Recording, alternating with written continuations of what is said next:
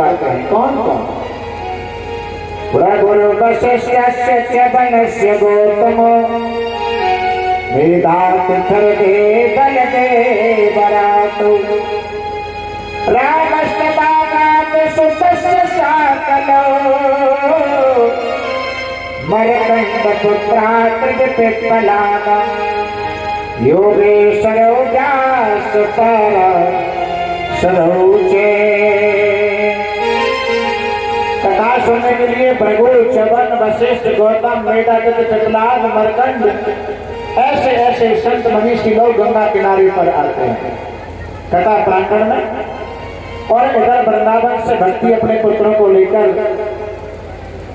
हरिद्वार कथा प्रांगण में गंगा किनारे आ रही हैं। और वहां आते ही भक्ति अपने लिए, अपने पुत्रों के लिए बैठने के लिए नियत स्थान मांगती है। महाराज कोई नियत स्थान बताओ हमारे बैठने के लिए। और यही प्रश्न एक बार वनवास में प्रभु राम ने वाल्मीकि मुनि से किया। महाराज मुझे 14 वर्ष का वनवास हुआ है, कोई ऐसा स्थान बता दो जहां मेरे 14 वर्ष भली प्रकार से कट जाए। वाल्मीकि मुनि राम जी से कहते हैं प्रभु आप तो सर्वांतर्यामी हो, मनुष्यों की तरह पूछ रहे हो, तो मैं आपको बता देता हूं कि राम कहाँ रहते हैं।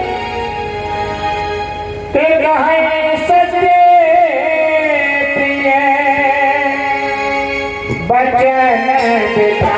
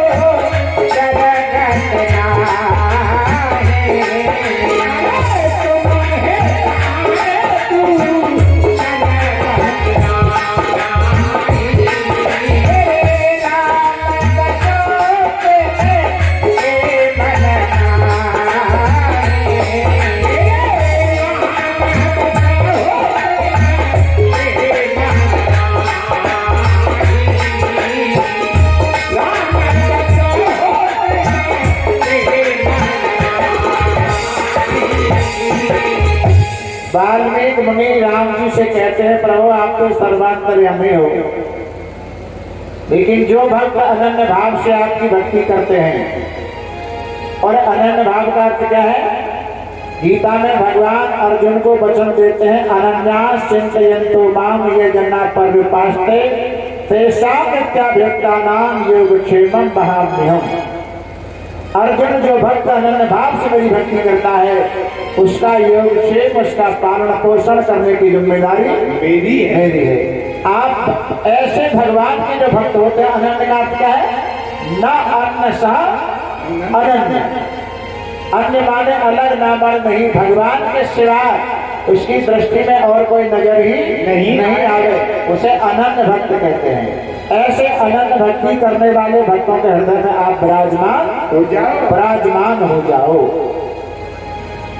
और भगवान ऐसे भक्तों के हृदय में विराजमान रहते हैं। रामचरितमानस में गोस्वामी जी राक्षसों के लिए वहां लिखते हैं वहां, और भगवान के लिए यहाँ भानुकुल कमल दिवाकर, यहाँ प्राप्त जागे रघुराई, यहाँ से लिखा है।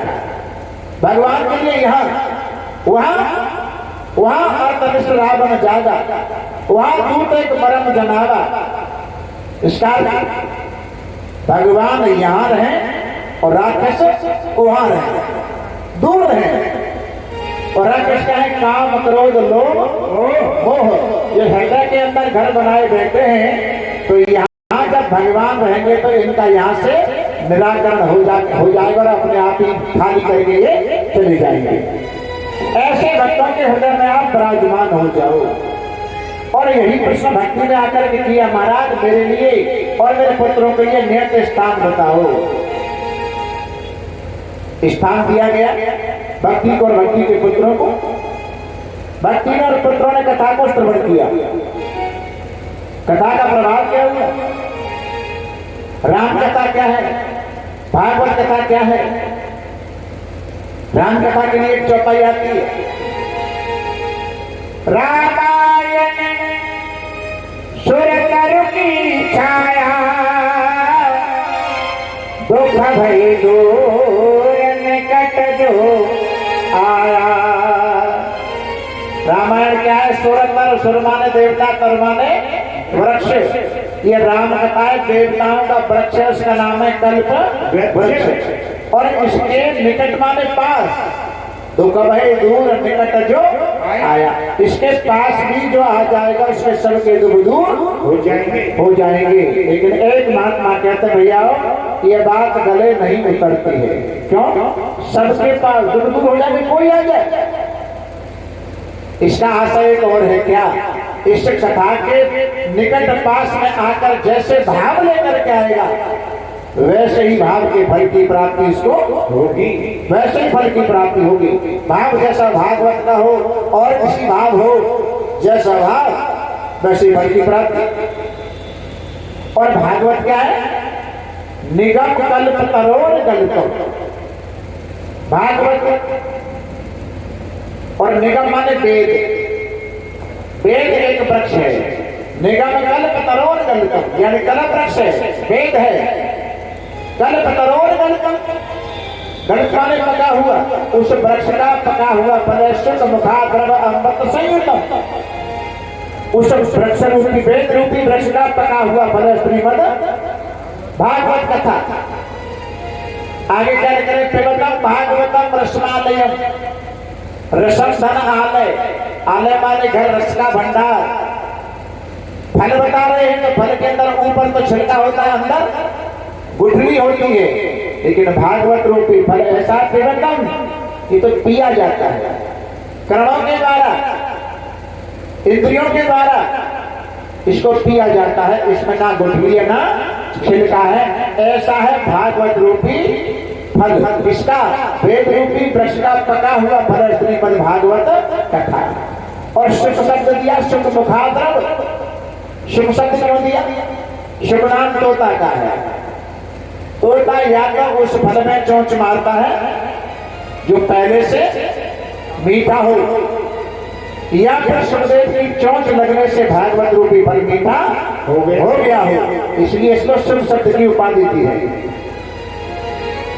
तो इस कथा का एक ही भाव है, भागवत कथा हो चाहे राम कथा हो, भगवान की जितनी कथा हो, कथा प्रांगण में जैसा भाव लेकर के जाओगे वैसे फल की प्राप्ति होगी, वैसे ही फल की प्राप्ति होगी। बोलो जय श्री राधे। यहाँ तक की कथा को भक्ति के पुत्रों ने श्रद्धा से भाव से श्रवण किया। प्रभाव क्या हुआ? भक्ति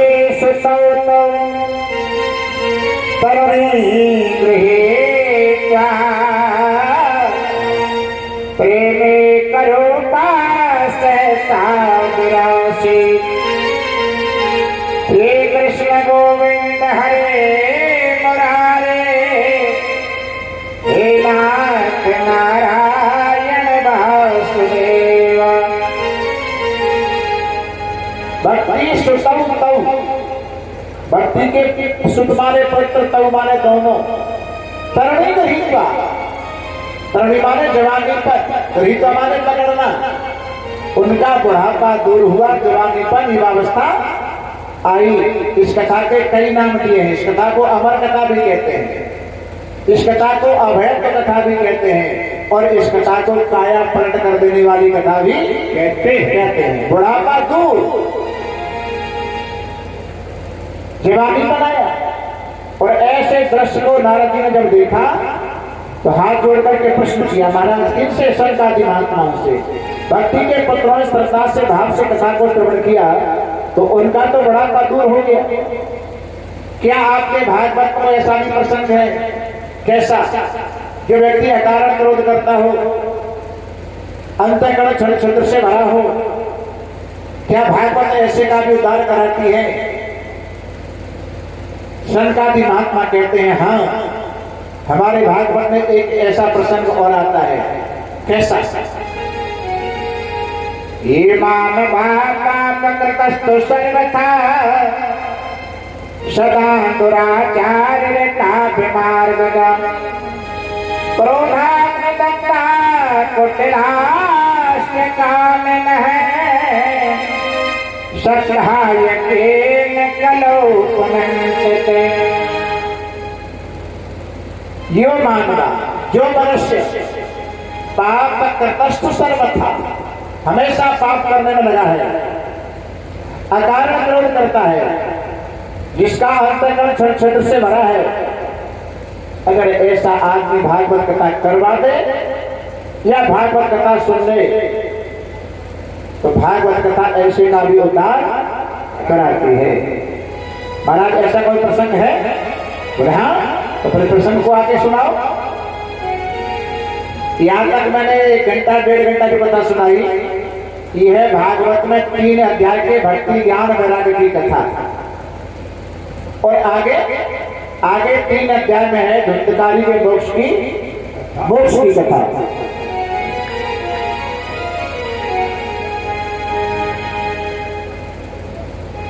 महाराज कथा को आगे बढ़ाओ। शंकादि महात्मा कहते हैं, तुंगभद्रा तटे पूर्वं उत्तम पट्टयोत्तमं यत्र वर्णासु धर्मेण सत्यकर्म सततत्परः। तुंगभद्रा नदी के किनारे एक बहुत सुंदर नगर बसा हुआ है, और उस नगर का नाम है उत्तम नगर। तुंगभद्रा नदी क्या है? संसार सागर ही एक तुंगभद्रा नदी है। संसार सागर को कहते हैं भागो सागर, सागर माने समुद्र। इसके किनारे नगर बसा हुआ है उत्तम नगर। इस उत्तम नगर में कर्मकांड करने वाले पर्वतवासी सुशील ब्राह्मण देव रहते हैं। उनका नाम क्या है? आत्मदेव पुरे तस्मिन् सर्वदेव विशारदे विष्णातु स्त्रोत स्मारतेषु दुःखीय भाष करे। विष्णातु स्त्रोत स्मारतेषु। उत्तम नगर में कर्मकांड करने वाले पर्वतवासी सुशील ब्राह्मण का नाम है आत्मदेव। और उसी नगर में आत्मदेव की घरवाली का नाम क्या है? तत्प्रिया धुंधुली स्मृता। उनकी पत्नी का नाम है धुंधुली। भागवत के प्रसंग में एक बार नाम दिया है, एक नाम दिया है धुंधुली, लेकिन संत कहते हैं धुंधुली के विशेष 3 लक्षण होते हैं। धुंधुली के 3 लक्षण। और धुंधुली नाम किसका है? आत्मदेव नाम जीवात्मा का है, धुंधुली नाम दुर्बुद्धि का है। अगर जीव का संयोग बुरी बुद्धि से हो जाए तो समझो आत्मदेव का धुंधुली का संयोग हो गया। 3 प्रकार की है ये बुद्धि, सात्विकी, राजसी, तामसी। धर्म अधर्म, कार्य अकार्य, बंधन मोक्ष।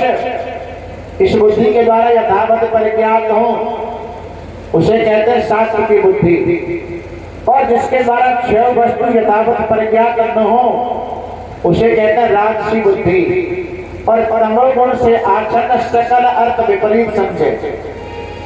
धर्म को अधर्म समझे, अधर्म को धर्म समझे, ऐसी बुद्धि को तामसी बुद्धि कहते हैं। तो तामसी बुद्धि का ही नाम, दुर्बुद्धि का ही नाम धुंधुली है। और धुंधुली के 3 विशेष लक्षण: स्वभाव स्थापिता, नित्यम तर्पण, कलह प्रिय। अथवा हिंदी अनुवाद होगा स्वभाव की स्थापना का अर्थ है जो बहन बेटी अपने परिवार में पति के सामने, सास ससुर के सामने अपनी बात की स्थापना करे, अपनी चलावे, घर में अपनी चलती राखे, अपनी प्रभुता राखे, उसका एक विशेष लक्षण है, वो है धुंधुली। दान धर्म करने में कंजूसी करे, उसका नाम है धुंधुली। और कलह प्रिय, जो घर में रोजाना झगड़ा बनाए रहती हो, उसका नाम है धुंधुली। तीन विशेष लक्षण, और तीनों लक्षणों से जो अलग हैं उनको कोई भी दुंदुली नहीं कह सकता। उनको तो ध्रुव और प्रहलाद जैसे भक्तों को जन्म देने वाली माताओं के नाम के समान माना जाता है, इन्हें धुंधुली। लेकिन आत्मदेव गौ पालन करते हैं।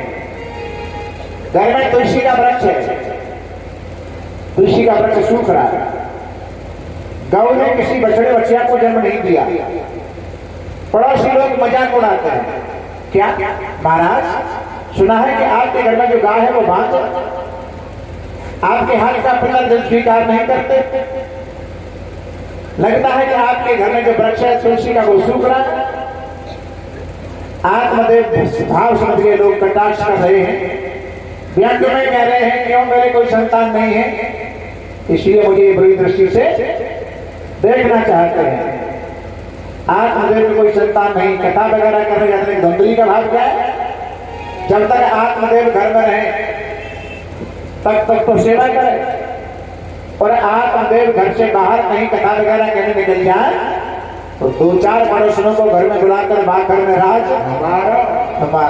और आत्मदेव कहीं बाहर से कथा कह करके आए तो क्या भाव है, और एक हाथ में जल का लोटा, एक हाथ में पंखा, दरवाजे पे वेलकम करने के लिए आकर के धुंधली खड़ी हो जाए, महाराज जल पी लो, आपकी हवा कर देती हूँ, परेशान होकर के आ रहे हो, भगवान करें ढोंग मत करे, अब दिखावा कर रही है।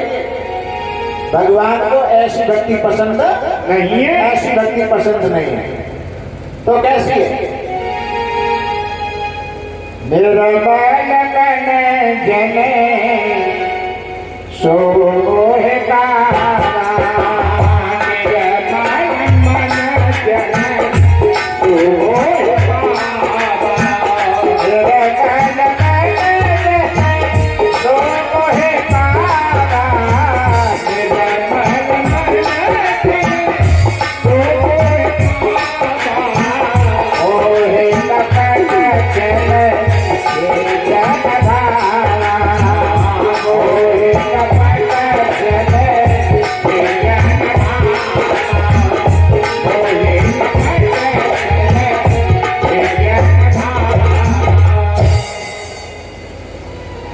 भगवान को ये भेदभाव पसंद नहीं है।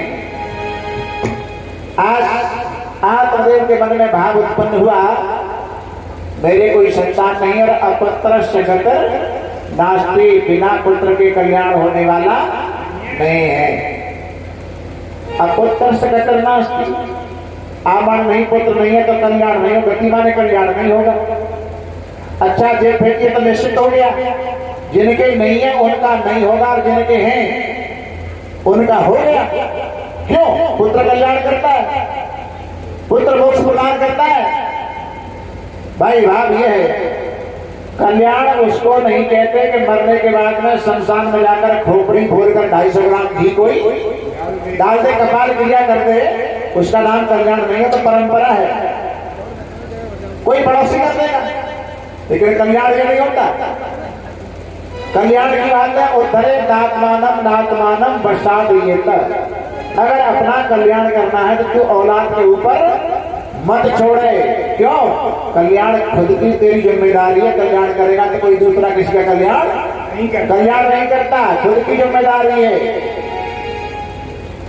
और कल्याण मरने के बाद होता भी नहीं, मोक्ष तो जीते ही होता है। गोविंद गाने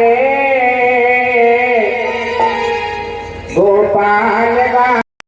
परिचय कथा कहाँ सुनेंगे, गंगा किनारे, गंगा के घाट पर बैठकर, गंगा किनारे हरिद्वार में आनंद घाट पर इस कथा का आयोजन किया जाएगा। इसके बनता है